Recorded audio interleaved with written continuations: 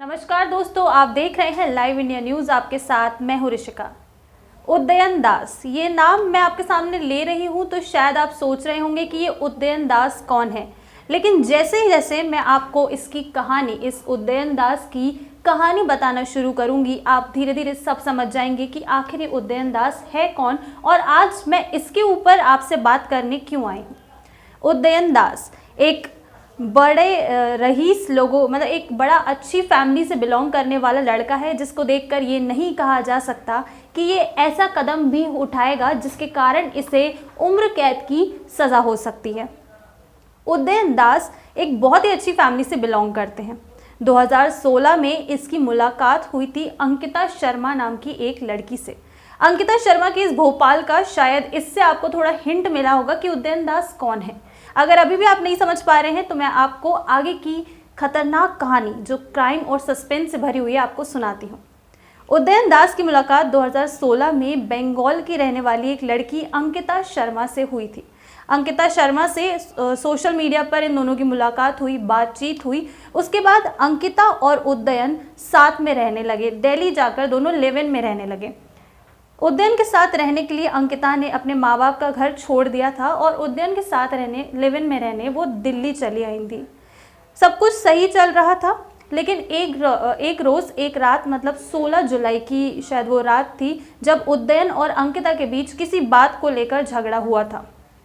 खबरें सामने ऐसी आई थी कि उदयन और अंकिता के बीच जिस बात को लेकर झगड़ा हुआ था वो था, अंकिता अपने एक दोस्त से बहुत ज़्यादा बातें करती थी। काफ़ी अच्छा दोस्त रहा होगा वो अंकिता का, जिससे वो बातें करना पसंद करती थी। लेकिन उदयन को ये बात बिल्कुल भी मंजूर नहीं थी कि अंकिता उसके अलावा किसी और से बात करे।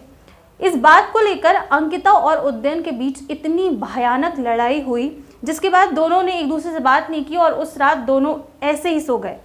माफ़ कीजिएगा, दोनों नहीं, सिर्फ अंकिता सोई। उदयन तो रात भर जागता रहा और उसे मारने की प्लानिंग कर रहा था। सुनने में बड़ा अजीब लग रहा होगा कि कोई बॉयफ्रेंड अपनी गर्लफ्रेंड की मर्डर कैसे प्लान कर सकता है, जिससे वो अभी 6 महीने पहले ही मिला था। उसी की मौत के बारे में रात भर उदयन सोचता रहा और जब सुबह हुई तब तक उदयन पूरी तरह से उसको मारने का प्लान बना चुका था। और जब सुबह जैसी होने ही वाली थी, कुछ 5-1 बजे का समय होगा, तब उदयन ने अंकिता का मुंह तकिए से दबाकर उसे मार दिया।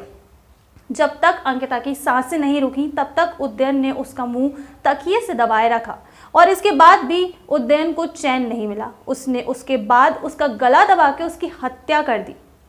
अब हत्या तो कर दी जोश जोश में, पागल होके, लेकिन इसके बाद अब उसके जो बॉडी है, डेड बॉडी, उसे कहाँ छुपाता। इसके लिए उदयन उस रात ही एक टीवी सीरियल देख रहा था। इंग्लिश कोई चैनल पे वो टीवी सीरियल आ रहा था, जिसे देखने के बाद उसे आइडिया मिला कि उसने अंकिता की जो डेड बॉडी थी उसे लेकर, उसके घर में एक बॉक्स था बड़ा सा, उसका सारा सामान निकाल के उसने उसमें अंकिता को दफना दिया। अंकिता को दफनाने के बाद उसने जो सीमेंट का घोल होता है, जो अक्सर घर बनाने के लिए यूज़ किया जाता है, उस बॉक्स में उसने उसको डाल दिया अंकिता के ऊपर। इतना ही नहीं, इतना करके उसे चैन नहीं मिला, उस बॉक्स के फिर ऊपर भी उसने उस सीमेंट के उस घोल से पूरी एक चबूतरा जैसा उसने तैयार कर दिया। उसके घर में ही, भोपाल का जो उसका घर था, उसने उसमें ही ये चबूतरा बनाकर तैयार किया। और सिर्फ चबूतरा बनाकर तैयार नहीं किया, इस चबूतरे पर हर रात उदयन दास सो जाता था। अपनी गर्लफ्रेंड को शायद वो याद करता होगा यहीं बैठ के, उसे याद तो आती होगी क्योंकि उसने जोश जोश में आकर ऐसा कदम उठाया। जब वो बिल्कुल सहन नहीं कर पाया उस चीज़ को, तब उसने ऐसा कदम उठाया था। अंकिता के मर्डर की खबर कब बाहर आई, जब काफ़ी समय हो गया और अंकिता के घर वालों की बात अंकिता से नहीं हो पाई। अंकिता से कांटेक्ट करने की कोशिश की, लेकिन उदयन हमेशा ये कह देता कि हम अमेरिका आ गए हैं, हम बाहर हैं, अभी आपकी बात नहीं हो सकती अंकिता से। और उदयन का दिमाग इतना ज़्यादा शातिर था कि उदयन ने अपने घर, उसने हर जगह की सिम कार्ड्स ले रखे थे। उसके पास ऐसा सिस्टम था उसके घर में जिसमें वो ये सारी चीज़ें कर सकता था कि किसी और के पास जब कॉल जाए तब ये पता चले कि हाँ, अमेरिका से कॉल आ रहा है या फ्रांस से कॉल आ रहा है। जब अंकिता के पेरेंट्स को थोड़ा सा डाउट ज़्यादा हो गया कि नहीं, अब कुछ ज़्यादा गड़बड़ है, बहुत टाइम हो गया है, अंकिता से बात नहीं हो पाई है, तब जाकर अंकिता के पेरेंट्स ने वहीं बंगाल में ही कंप्लेन कराई। और जब पुलिस ने अपनी जांच शुरू करी तो ये जांच खत्म होती है भोपाल आकर, जहां पर उदयन अंकिता के साथ रहता था, जहां उदयन ने अंकिता का शव दफनाकर उसके ऊपर उस चबूतरा बनाकर उस पर सोया करता था। पुलिस ने अपनी छानबीन की और इस मर्डर मिस्ट्री का यहाँ पर खुलासा हो गया। जब ये मर्डर मिस्ट्री सुलझी तो इसके साथ एक और चौंका देने वाला केस सामने आया। वो ये था कि उदयन की जो फैमिली में कोई भी नहीं था। एक तो उसके आगे पीछे उसका कोई भाई बहन नहीं था, वो सिर्फ अपने मम्मी पापा का इकलौता था बेटा।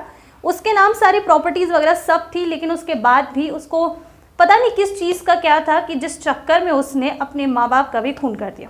ऐसा कुछ लोग बताते हैं कि उदयन कुछ गलत काम करता था जो करने से उसके माँ बाप उसे रोकते थे, और वो उदयन को रोक टोक बिल्कुल पसंद नहीं थी। इसलिए उदयन ने अपने माँ बाप का भी खून कर दिया था। और रायपुर में उनका बंगला था, उसके जो दोनों पेरेंट्स थे दोनों गवर्नमेंट सर्विसेज में थे। उदयन ने अपने माँ बाप का खून करके उन्हें भी घर के बगीचे में ही दफना दिया। ये खतरनाक काम करने के बाद भी उदयन को जैसे कुछ फ़र्क ही नहीं पड़ा। उसने अपना रायपुर वाला वो घर भी सेल कर दिया। उसको लगा कि ये सेल कर दूंगा तो मेरे ऊपर से जो मर्डर का ये जो चार्ज रहेगा ये किसी को पता नहीं चलेगा, कभी किसी को सामने नहीं आएगी सच्चाई। लेकिन जब कहते हैं ना, जब पुलिस छानबीन करना शुरू करती है तो हर एक पहलू को अच्छे से देखती है और हर बात सामने आके रहती है। उदयन केस में भी यही हुआ। उदयन को जैसे ही आकांक्षा के पेरेंट्स ने कंप्लेन की, उसके बाद भोपाल में से पता पड़ा कि भोपाल में आकांक्षा का खून हो गया है। इसके बाद ये भी पता चल गया कि उदयन शायद थोड़ा सा साइको था, मेंटली डिस्टर्ब था, जिसने अपने माँ बाप के मर्डर का ऐसा साजिश रची, उनका मर्डर किया। उसके बाद अपनी गर्लफ्रेंड जिससे शायद सबसे ज़्यादा प्यार करता होगा उसकी भी उसने हत्या रच दी। फिलहाल इस केस में सुप्रीम कोर्ट ने अब उदयन को मौत की सज़ा देने की बजाय सोचा कि इसे एक ऐसी सज़ा दी जाए जिसके बाद उसे समझ में आ जाए कि उसने लोगों के साथ कितना गलत किया है। और उदयन दास को अब आजीवन उम्र कैद की सज़ा सुना दी गई है, जिसके बाद शायद अब उदयन को थोड़ा बहुत कुछ समझ आए उसने गलत किया था या जो भी है। लेकिन ये कहानी काफ़ी खतरनाक थी और अब शायद आप समझ गए होंगे कि शुरुआत में मैंने जिस उदयन दास की बात की थी वो किस तरह का शख्स था। नमस्कार।